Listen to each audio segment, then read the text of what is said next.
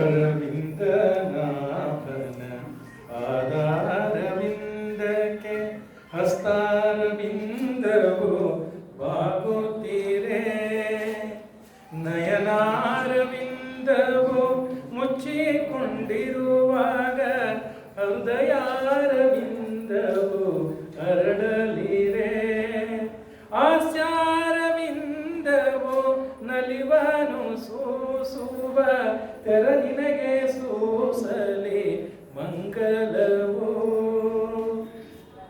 ಇದು ಮಂಗಲಾಚರಣೆ ಶ್ಲೋಕ. ಯಾರು ಬರೆದದ್ದು? ವರಕವಿ ಬೇಂದ್ರೆಯವರು. ವೇದಿಕೆ ಮೇಲಿರುವ ಎಲ್ಲ ಆತ್ಮೀಯರೇ, ಸಹೃದಯರೇ, ಕಡಣಿ ಹಿರೇಮಠ ಶಾಸ್ತ್ರಿಗಳೇ ಅಥವಾ ಶಾಸ್ತ್ರಿ ಹಿರೇಮಠರೇ, ಪಕ್ಕದಲ್ಲಿರುವಂಥ ಮಲ್ಲಿಕಾರ್ಜುನ ಚಿಕ್ಕಮಠರೇ, ಖ್ಯಾತ ಸಂಗೀತಗಾರರು ಸಂಗೀತರಾಗಿರುವ ಶಾಂತಾರ ನೆಗಡೆಯವರೇ, ಸೋದರಿ ವೀಣಾ ಬಿರಾದರ್ ಅವರೇ, ಸುಮಾ ಗಣಿಗೇರಿಯವರೇ, ಹಾಗೆಯೇ ನನ್ನ ಅತ್ಯಂತ ಆತ್ಮೀಯ ಮಿತ್ರರು, ಖ್ಯಾತ ತಬಲಾ ವಾದಕರು ಆಗಿರುವಂಥ ಮತ್ತು ಇವತ್ತಿನ ಪಂಚಾಕ್ಷರಿ ಗವಾಯಿಗಳ ಪ್ರಶಸ್ತಿಗೆ ಭಾಜನರಾಗಿರುವಂಥ ಶ್ರೀ ಸಾತ್ಲಿಂಗಪ್ಪ ದೇಸಾಯಿ ಅಲ್ಲೂರವರು.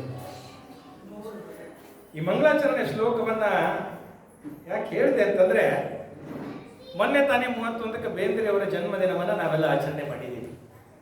ಅರವಿಂದ ನಾಭನ ಪಾದಾರವಿಂದಕ್ಕೆ ಹಸ್ತಾರವಿಂದವು ಬಾಗುತ್ತೀರೆ, ನಯನಾರವಿಂದವು ಮುಚ್ಚಿಕೊಂಡಿರುವಾಗ ಹಾಸ್ಯಾರವಿಂದವು ಅರಳಲಿರೆ, ಹೃದಯಾರವಿಂದವು ತೆರೆದುಕೊಳ್ಳಿ. ಒಂದೊಂದು ಶಬ್ದಗಳನ್ನ ನೋಡ್ತಾ ಬಂದ್ರೆ ಅರವಿಂದ ಅನ್ನುವಂಥ ಶಬ್ದ ಮತ್ತೆ ಮತ್ತೆ ಮತ್ತೆ ಮತ್ತೆ ಬರ್ತದೆ. ಅರವಿಂದ ಅಂದ್ರೆ ಕಮಲ. ಆ ಶಬ್ದವನ್ನ ಎಷ್ಟೆಲ್ಲ ರೀತಿಯಲ್ಲಿ ಬಳಸಿದ್ದಾರೆ. ಅರವಿಂದ ನಾಭ ಪಾದ ಕಮಲ ಅಂತ ಹೇಳ್ತೀವಿ, ಕೈ ಕಮಲ ಅಂತ ಹೇಳ್ತೀವಿ, ಹೃದಯ ಕಮಲ ಅಂತ ಹೇಳ್ತೀವಿ, ಕಣ್ಣು ಕಮಲ ಅಂತ ಹೇಳ್ತೀವಿ. ಎಲ್ಲವೂ ಕೂಡ ಆ ದೇವರಿಗೆ ಅರ್ಪಣೆ ಆಗಬೇಕು ಅನ್ನುವಂಥ ಒಂದು ಸದಾಶಯದಿಂದ ಮಂಗಲಾಚರಣೆಯನ್ನ ಬೇಂದ್ರೆಯವರು ಬಂದಿದ್ದಾರಲ್ಲ. ಇವತ್ತು ಪಂಚಾಕ್ಷರಿ ಗವಾಯಿಗಳವರ ಒಂದು ಶುಭಾಶೀರ್ವಾದದಿಂದ ಕಲಾ ವಿಕಾಸ ಪರಿಷತ್ ಅದರ ಪೂಜಾರಿಯಾಗಿರುವಂಥ ಕಡಣಿ ಶಾಸ್ತ್ರಿಗಳು ಈ ಒಂದು ಕೈಂಕರ್ಯವನ್ನು ಕಳೆದ 25 ವರ್ಷಗಳಿಂದ ನಿರಂತರವಾಗಿ ಏನು ಮಾಡ್ತಾ ಇದ್ದಾರೋ, ಅದ್ಭುತವಾದಂಥ ಸ್ವರ ಪೂಜೆಯನ್ನ, ಸ್ವರ ಸಾಧನೆಯನ್ನ, ಸ್ವರ ಆರಾಧನೆಯನ್ನ ಮಾಡ್ತಾ ಇದ್ದಾರೆ. ಹಾಗಾಗಿ ನಮ್ಮಲ್ಲಿ ಭಾರತದಲ್ಲಿ ಸೂರ್ ಹಿ ಈಶ್ವರ್ ಅಂತ ಹೇಳಿ ಬಂದಿರುವಂಥ ದೇವರ ಪೂಜೆ, ಸ್ವರ ಅನ್ನುವಂಥದ್ದು ದೇವರ ಪೂಜೆ. ಬಹಳ ಅದ್ಭುತವಾದಂಥ ಶಬ್ದವನ್ನು ಜೋಡಿಸಿದ್ದಾರೆ. ಅಮರ ಸ್ವರ. ಸ್ವರ ಅನ್ನುವಂಥದ್ದು ಯಾವತ್ತೂ ಕೂಡ ಅಮರವಾಗಿರುವಂಥದ್ದು, ನಿರಂತರವಾಗಿರುವಂಥದ್ದು, ಅಮರತ್ವವನ್ನು ಪಡೆದಿರುವಂಥದ್ದು. ಆಶ್ಚರ್ಯ ಅಂತಂದ್ರೆ, ಈಗ ಸದ್ಯ ಒಂದು ಸೆಕೆಂಡ್ ನಾವು ಸುಮ್ಮನೆ ಇದ್ರೂ ಕೂಡ ನಮಗೇನು ಕೇಳಲಿಕ್ಕಿಲ್ಲ, ಆದರೆ ಸ್ವರಗಳಿದೆ. ಅನಾಹತನಾದ, ಆಹತನಾದ ಅನ್ನುವಂಥ ಸಂಗತಿಗಳನ್ನು ನಾವು ಕೇಳಿದಾಗ, ನೋಡಿದಾಗ ಹಿಂದೂಸ್ತಾನಿ ಶಾಸ್ತ್ರೀಯ ಸಂಗೀತಗಾರರಿಗೆ ಗೊತ್ತಿದೆ ಯಾವುದು ಅನಾಹತನಾದ, ಯಾವುದು ಆಹತನಾದ. ನಮಗೆ ಕೇಳುವಂಥ ಶಕ್ತಿ ಇಲ್ಲ ಆ ಸ್ವರವನ್ನ. ಹಾಗಾಗಿ ಆ ಸ್ವರ ಅಮರವಾಗಿರುವ ಸಾಹಿತ್ಯ, ಸಂಗೀತ ಇದೆಲ್ಲವೂ ಕೂಡ ಜೊತೆಯಾಗಿ ಬಂದಿರುವಂಥದ್ದು. ಇಲ್ಲಿ ಹೇಗೆ ಪಂಚಾಕ್ಷರಿ ಗವಾಯಿಗಳು, ಪುಟ್ಟರಾಜ ಗವಾಯಿಗಳು ಸ್ವರಕ್ಕೆ ಅಸ್ಥಿಭಾರವನ್ನು ಹಾಕಿದ್ರು, ವಚನಗಳಿಗೆ ಆದ್ಯರಾದರು. ಹಾಗೆ ಹುಕ್ಕೇರಿ ಬಾಳಪ್ಪ ಅವರು ಸಾವಿರ ಹಾಡಿನ ಸರ್ದಾರ ಅಂತಾನೆ ಬಹಳ ಜನಪ್ರಿಯ ಆಗಿದ್ದಂಥವ್ರು. ಜನಪದ ಗೀತೆಗಳನ್ನು ಹಾಡ್ತಾ ಇದ್ರು, ಅನೇಕ ವಚನಗಳನ್ನು ಕೂಡ ಹಾಡ್ತಾ ಇದ್ರು, ಬೇಂದ್ರೆಯವರ ಪದ್ಯಗಳನ್ನು ಕೂಡ ಹಾಡ್ತಾ ಇದ್ರು. ಪ್ರತಿ ಸಾರಿ ಅವರು ಆಕಾಶವಾಣಿ ಕಲಾವಿದರಾಗಿದ್ರು. ಪ್ರತಿ ಸಾರಿ ಆಕಾಶವಾಣಿಗೆ ಬಂದು ಅವ್ರನ್ನ ಕರೆಸಿದಾಗ ಹಾಡು ಹಾಡಿ ಬೇಂದ್ರೆ ಅಜ್ಜನ ಬೆಟ್ಟಿಗೆ ಬರ್ತಾ ಇದ್ರು. ಬೆಟ್ಟಿ ಬಂದು ಅಜ್ಜನ ಶರಣಾಗಿನ್ರಿ ಅಂತ ಹೇಳಿ ಅಂದ ಕೂಡಲೇ ಬೇಂದ್ರೆ ಕುಂಡ್ರು ಅಂತ ಹೇಳಿ ಎಲ್ಲ ಮಾತಾಡಿದ ಆದ್ಮೇಲೆ ಹುಕ್ಕೇರಿ ಬಾಳಪ್ಪ ಅವರು ಹೇಳ್ತಿದ್ರು, ಅಜ್ಜಾರ ಇವತ್ತು ಇಂತಿಂತ ಹಾಡು ಹಾಡಿದಿರಿ, ಹಿಂಗೆ ಹಾಡಿದಿರಿ, ಭಾಳ ಮಂದಿ ಮೆಚ್ಕೊಂಡಿರಿ ಅಂತ ಹೇಳಿ. ಅವಾಗ ಬೇಂದ್ರೆ ಅವ್ರು ಮಾತಾಡಿದ್ರು, ಬಾಳಪ್ಪ ನೀ ಭಾಳ ಚಂದ ಆಡ್ತಿ, ನಿನ್ನ ದನಿ ಅಗ್ರಿ ಜೇನ್ ಇದ್ದಂಗೆ ಐತಿ, ಆದ್ರೆ ನನ್ನ ಚಂದ ಹೇಳುದಲ್ಲಿ ಅಂತಿದ್ರು.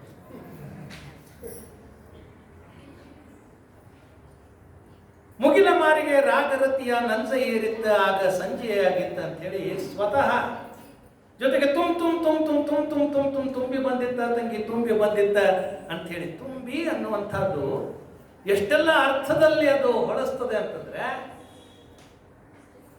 ಆ ಸ್ವರ, ಸಂಗೀತ, ಆ ನಾದ ಸ್ವತಃ ಬೇಂದ್ರೆಯವರೇ ಏಕ ತಾರಿಯಲ್ಲಿ ಹಾಡಿದಂತಹ ಹಾಡುಗಳು ಆಕಾಶವಾಣಿಯಲ್ಲೇ ಪ್ರಸಾರ ಆಗ್ತಾ ಇರ್ತದೆ. ಸ್ವತಃ ಬೇಂದ್ರೆಯವರೇ ಹಾಡಿದಂಥ ಆ ಕಾರಣಕ್ಕಾಗಿ, ಯಾಕಂದ್ರೆ ಸ್ವತಃ ಕವಿ, ಆ ನಾದ ಅವನಲ್ಲಿ ಇರಲಿಲ್ಲ ಅಂತಂದ್ರೆ ಹೊರಡಿಸೋಕ್ಕಾಗಲ್ಲ.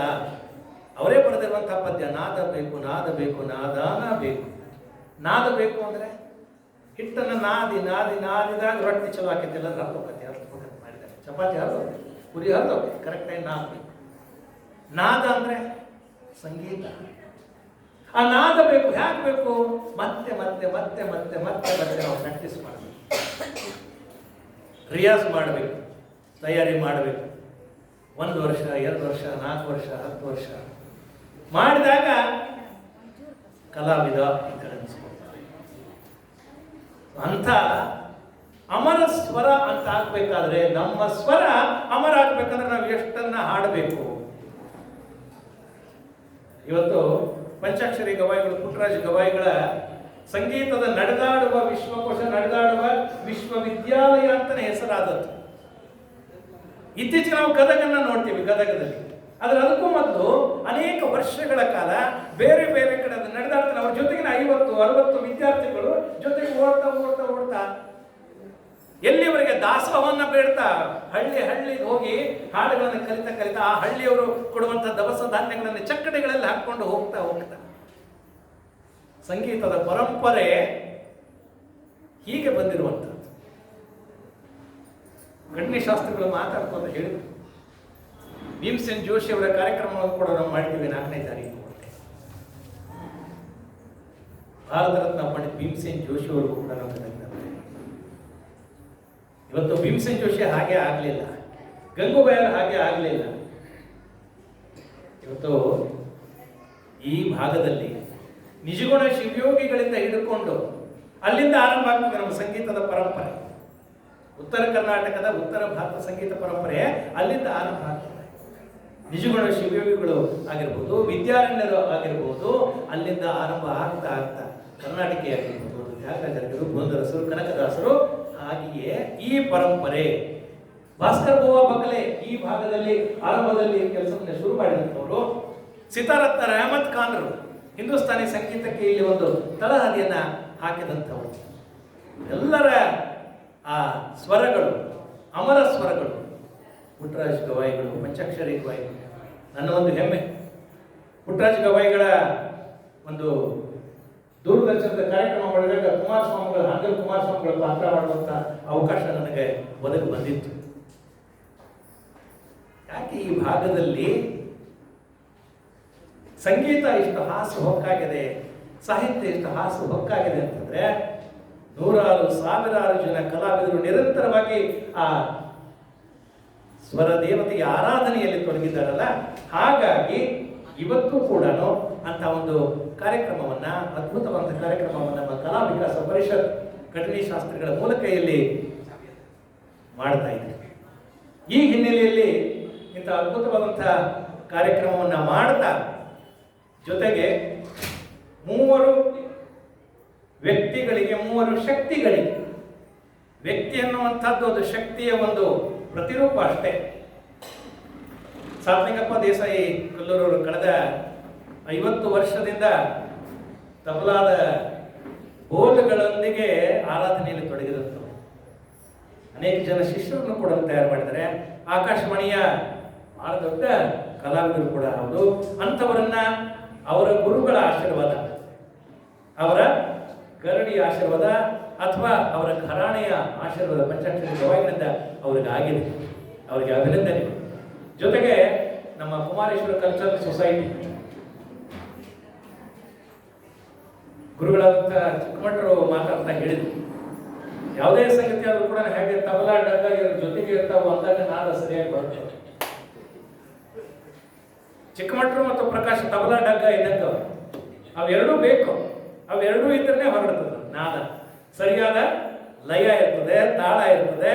ಹಾಗಾಗಿ ಅವ್ರು ನಡೆಸುವಂಥ ಎಲ್ಲ ಕಾರ್ಯಕ್ರಮಗಳು, ಎಲ್ಲ ಸಾಂಸ್ಕೃತಿಕ ಆಗಿರ್ಬೋದು, ಕ್ರೀಡೆ ಆಗಿರ್ಬೋದು, ಅಥವಾ ಪ್ರಕಾಶನ ಆಗಿರ್ಬೋದು, ಈ ಎಲ್ಲ ಕಾರ್ಯಕ್ರಮಗಳು ಕೂಡ ನಾವು ಬಹಳ ವಿಜೃಂಭಣೆಯಿಂದ ನಡೀಲಿಕ್ಕೆ ಸಾಧ್ಯ ಆಗ್ತದೆ. ಅಂತ ಒಂದು ಸಂಸ್ಥೆಯನ್ನ ಗುರುತಿಸಿ ಕಲಾ ವಿಕಾಸ ಪರಿಷತ್ತು ಅವರನ್ನು ಕೂಡ ಈ ಪ್ರಶಸ್ತಿಯನ್ನು ಕೊಡುವ ಮೂಲಕ ಒಂದು ರೀತಿ ಓರಿಗೆ ಭಾರ ತಿರುವುದಕ್ಕೆ ಇನ್ನೊಂದು ಸ್ವಲ್ಪ ಜೋರಾಗಿ ಓಡಲಿ ಅಂತ ಹೇಳಿ ಜೋಡೆತ್ತುಗಳು ಹಾಗೆ ಕೂಡ ಮತ್ತೆ ಸುಮಾ ಅವರ ಈ ಒಂದು ಯಕ್ಷಗಾನ ತಂಡಕ್ಕೆ, ಯಕ್ಷಗಾನ ನಮ್ಮ ಕಲೆಗಳಲ್ಲಿ ಅತ್ಯಂತ ಪುರಾತನವಾದಂತಹ ಕಲೆ, ಬಹಳ ಅದ್ಭುತವಾದಂತಹ ಕಲೆ.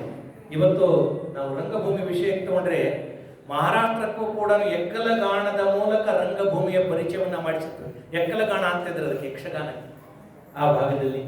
ಸೊ ಅಂಥ ಒಂದು ಯಕ್ಷಗಾನದ ಜವಾಬ್ದಾರಿಯನ್ನು ನಾವು ಹೊತ್ಕೊಂಡು ಮಹಿಳೆಯರಾಗಿ, ಮಕ್ಕಳಾದಿಯಾಗಿ ಮಕ್ಕಳನ್ನ ಆ ನಿಟ್ಟಿನಲ್ಲಿ ಪ್ರೇರೇಪಿಸಿ ಅವರನ್ನ ಕಲಾವಿದರನ್ನಾಗಿ ರೂಪಿಸುವಲ್ಲಿ ಆ ಕೆಲಸವನ್ನ ಮಾಡ್ತಾ ಇರುವಂತಹ ಸುಮಾ ಅವರ ತಂಡಕ್ಕೆ ಈ ಪ್ರಶಸ್ತಿಯನ್ನು ಕೂಡ ಕೊಡಮಾಡ್ತಾ ಇರೋದು ಕೂಡ ಒಂದು ಅಭಿನಂದನವಾದಂತಹ ಕಾರ್ಯ. ಅದಕ್ಕೂ ಕೂಡ ಕಣ್ಣಿನ ಶಾಸ್ತ್ರಗಳಿಂದ ಅಭಿನಂದಿಸ್ತೀನಿ. ಆದ್ಮೇಲೆ ಈ ಅಮರ ಸ್ವರ, ಗಂಗೂಬಾಯಿ ಹೇಳಿದಂಥ ಒಂದು ಮಾತು ನೆನಪಾಗ್ತದೆ. ಯಾಕೆ ಅಮರ ಅಂತಂದ್ರೆ, ಗಂಗೂಬಾಯಿಯವರು ಮೇಲಿಂದ ಮೇಲೆ ಹೇಳ್ತಾ ಇದ್ರು, ಈ ಸಂಗೀತ ಅನ್ನುವಂಥ ತೊಟ್ಲವನ್ನು ಒಬ್ರೆಲ್ಲ ಒಬ್ರು ತೂಗ್ತಿರ್ತಾರ ಅಂತೇಳಿ. ಹಾಗಾಗಿ ಸಾವಿರಾರು ವರ್ಷಗಳಿಂದ ತುಂಬೂರು ನಾರದರಿಂದ ಹಿಡ್ಕೊಂಡು ನಮ್ಮ ಭಾರತೀಯ ಸಂಸ್ಕೃತಿಯಲ್ಲಿ ಅದಿದೆ.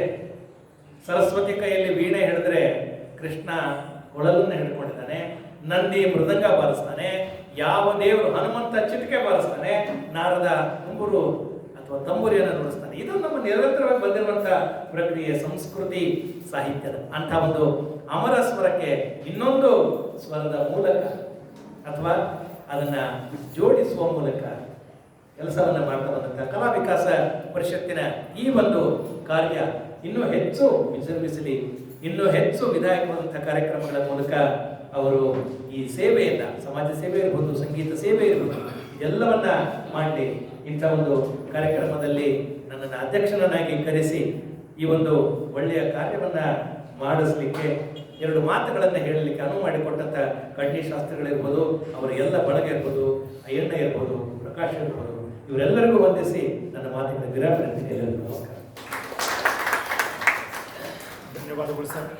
ಕಲೆ ಮತ್ತು ಕಲಾವಿದರ ಕುರಿತಾಗಿ ಹಲವಾರು ಸೂಕ್ಷ್ಮ ವಿಷಯಗಳನ್ನು ತಮ್ಮ ಅಧ್ಯಕ್ಷೀಯ ನುಡಿಗಳಲ್ಲಿ ಹೇಳಿ ಹಲವಾರು ಪ್ರೋತ್ಸಾಹದಾಯಕ ಮಾತುಗಳನ್ನು ಮಾತನಾಡಿರುವಂತಹ ಸರ್ಗೆ, ಶಶಿಧರ್ ನರೇಂದ್ರ ಸರ್ಗೆ ತುಂಬ ಹೃದಯದ ವಂದನೆಗಳನ್ನು ನಾನು ಅರ್ಪಿಸುತ್ತೇನೆ. ಈಗ ಕೊನೆಯದಾಗಿ ವಂದನಾರ್ಪಣೆ.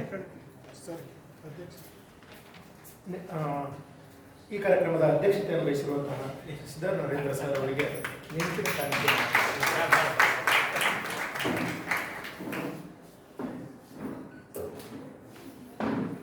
ಈಗ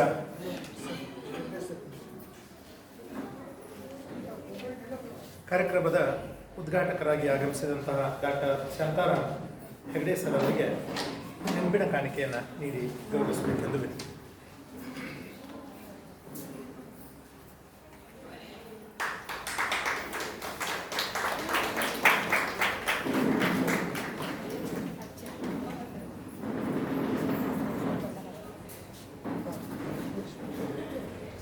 ಈಗ ಕೊನೆಯದಾಗಿ ವಂದನಾರ್ಪಣೆ ಶ್ರೀ ಎ.ಎಲ್. ದೇಸಾಯಿ ಸರ್.